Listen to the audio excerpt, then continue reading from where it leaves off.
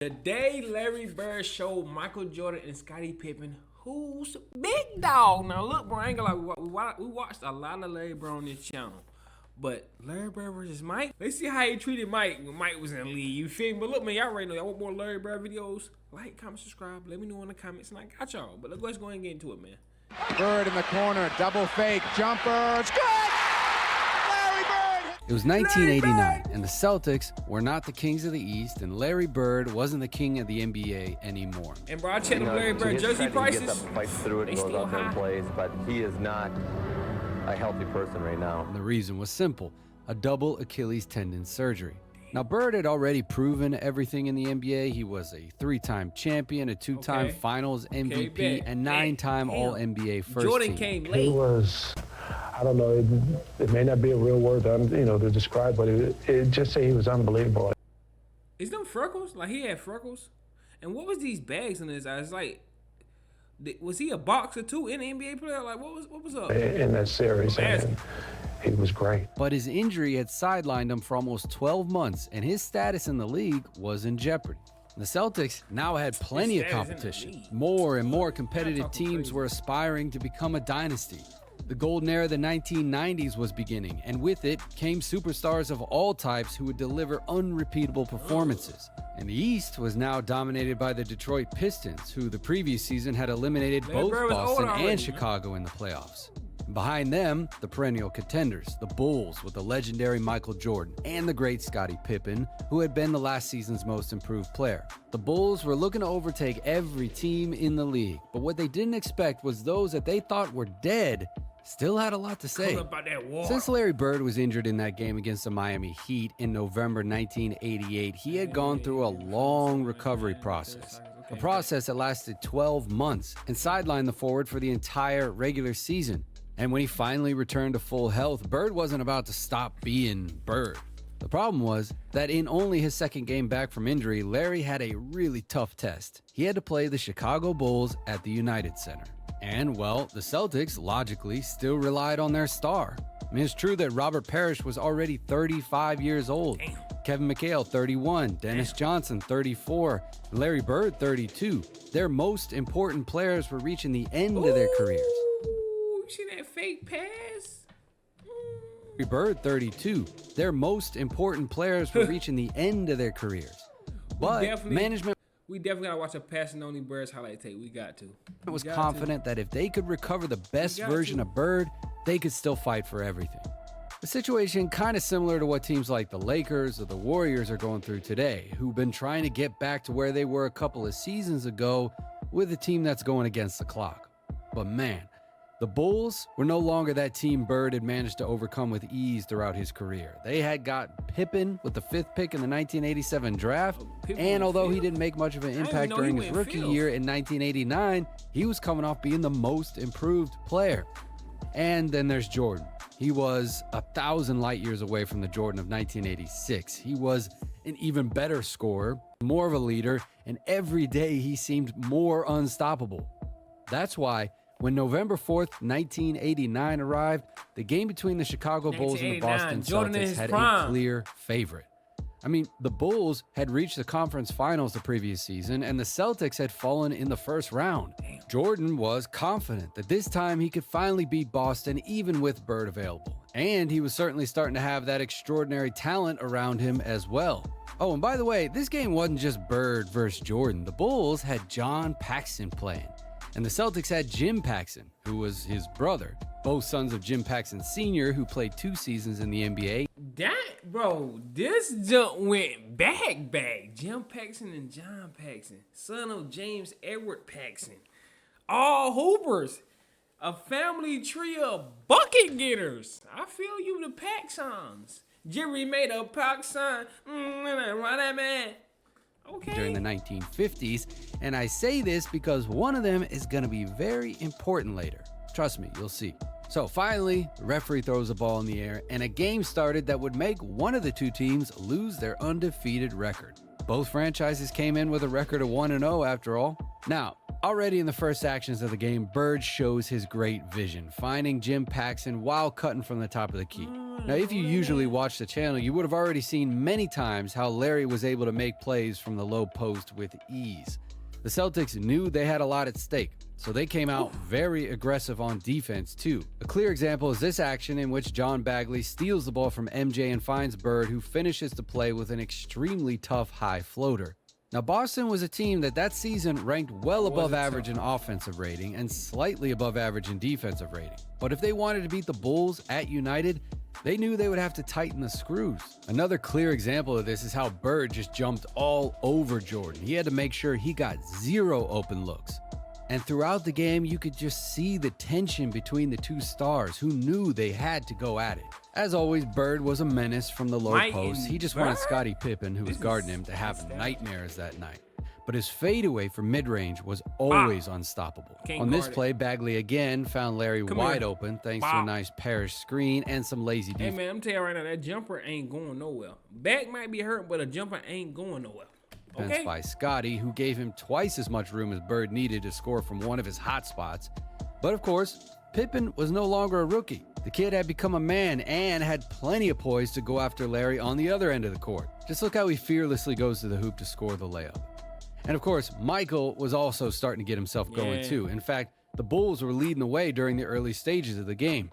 Here's a perfect sign that age was starting to take its toll on the Celtics. Kevin McHale knocks down an elite fadeaway from the low post, but the Bulls come out in transition at light speed with their fresh legs, and Pippen gets a free dunk on the fast break.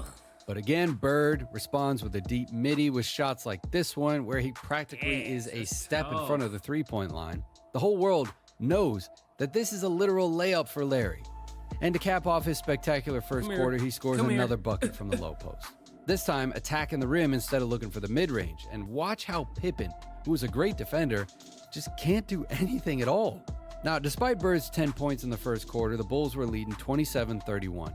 In addition to Jordan and Pippen, the Celtics also had to keep an eye on other Bulls like Bill Cartwright and Horace Grant, who also came out to play that day. But Larry was already beginning to realize that it was going to be very difficult to beat Chicago on this day. And with a healthy The second quarter didn't have much of a story either. The Celtics managed to get 3 points back on the scoreboard to go to halftime, trailing by only 1 point, 49-48. And thanks in part to Larry, who with actions like this was able to score from very difficult positions. Wow. I think Kareem shot it over the top. That's crazy. Look at this textbook hook shot. From the low post, Bird not only would hit you with a fadeaway, he would switch it up last second and finish with a hook shot. Bird was different, okay? And then also with open shots like this one from mid-range, in which Ed Pickney uses the confusion of the loose ball to find Bird in a good position. Honestly, the Celtics weren't that far behind. Yes, the Bulls at that time were a better team, but Boston had enough firepower to pull off the upset. Yeah, sure, in a 7-game series, it seemed like a long shot, but on any given night, the Celtics could beat anyone. And in only his second game back from injury, Bird had 15 points at halftime. I ain't gonna lie, that hook shot was crazy, though. I don't care that he had 15 at halftime. That hook shot was nasty. And there was no better sign for Jimmy Rogers that things could turn out well. Bird started the second half the same way he ended the first, with a shot in transition from mid-range. But the talk given at halftime by Phil Jackson, who, by the way, was coaching his second game as head coach of his career, seemed to have given Chicago's players some... Damn, that's crazy. This is tough. Phil was in his second...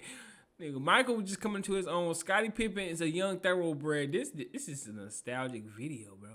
Larry Bird was out here cooking folks. No, I don't care. Nobody's wings, you know. With this bucket by Jordan, the Bulls took the biggest lead of the night, a 7-point difference. And boy, did that raise their spirits. Look at this full court lob pass from Jordan to Pippen, showing the chemistry they were starting to have. Mike practically threw this pass from his own 3-point line. But of course, Bird would answer right after. He was like, you know what? Now you're going to see how we do things, young man. And he goes on to score in the exact same way, catching and finishing a full court outlet pass. Nevertheless, the Bulls managed to win the third quarter by 4 points and extend the deficit to 5. And with 12 minutes to play, the Celtics had to outscore the Bulls by 6 points playing away from home. So, to accomplish this impossible mission, Bird went to work. In this play, he doesn't even need to catch and shoot right away to score. He's able to create his own shot from mid-range after a pass from Bagley. By the way, the Celtics point guard finished the game with 1 point and 10 assists. And Bird was still at it, using Kevin McHale's screen to get open at the right wing from where he scored once again. And the Celtics... I ain't gonna lie. Y'all think Bird had the best jumper to ever, like, y'all think Larry Bird had the best jumper ever? Like, including Steph Curry, including the people who shot the best jumper, like... We're starting to come out on top and managed to finally get ahead on the scoreboard. Now, you remember the Paxson brothers? Well, John, the one that played for the Bulls, had a pretty good game. He had 11 points and 6 assists. But you know what his best play was? Well, look at this. The man scored the most pressured mid-range shot of the whole game to tie things up with only a few seconds left. That was a tough shot. An impossible shot that allowed the entire United Center to dream of victory yet again. But it was at this moment when Larry Bird had them all wake up. He scores again a spectacular fadeaway from the low post against two players, Michael Jordan.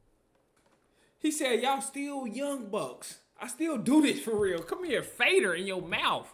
He scores again a spectacular fadeaway from the low post against two players, Michael Jordan sprinting over to help, but it wasn't enough. Larry absolutely silenced the whole gym and showed that he was the same as he had always been. After the Celtics defense didn't even let Jordan fully shoot the desperate shot to try to win the game, it was over. Boston had outplayed Chicago. Larry Bird had been once again superior to Michael Jordan. Now, this is a tough story. I like this story. I ain't gonna lie. More than 300 days after injury, Bird returned to the courts. People and scouts were doubtful as his injury was very serious and the forward was already 31 years old. However, surgery had come a long way since that time, and Larry once again demonstrated his ability to survive when he returned. I ain't gonna lie, this nigga Larry, the Celtics won again. Like he don't miss, bro. And in a matchup that they had always, from the beginning, dominated. But the Celtics would get a reality check. In a playoffs in which the Celtics fell in the first round to Patrick Ewing's Knicks, Bird maintained stellar averages of 24 points, 9 rebounds, and 9 assists per game. But his supporting cast was no longer the best in the league. It was no longer the most dominant. A new era of basketball was dawning, and the next generation was taking over the league. But still, Bird knew something. He knew that this entire generation aspired to do what he already did. Even though he was still making history, Larry didn't have to prove anything more in the NBA. He was once the best player in the world. He was once the absolute leader of his generation, and he won 3 NBA championships. And yes, he was entering the final years of his career, which were severely affected by injuries, but the bar he set was so high that his legend was already written. All right, that's it for this one. I hope. Larry Bird, bro, top 5 player of all time. I ain't gonna lie. Let me know if he's the best shooter, though, because you got Curry. You got some shooters, Reggie Miller. Who y'all think is the best shooter of all time? I think Larry Bird the best shooter of all time, man. Look, let me know in the comments. You know what I'm saying? But look, man, I'm going to see y'all next video. Y'all already know what's going on, man. I want to see more Larry Bird. Let me know. Like the video. And I got y'all. Y'all already know. This is Daddy Larry Bird. I got other old players I react to. Y'all want to see them videos? Go ahead and mess with them. But I'm going to see y'all next one, man. No cap.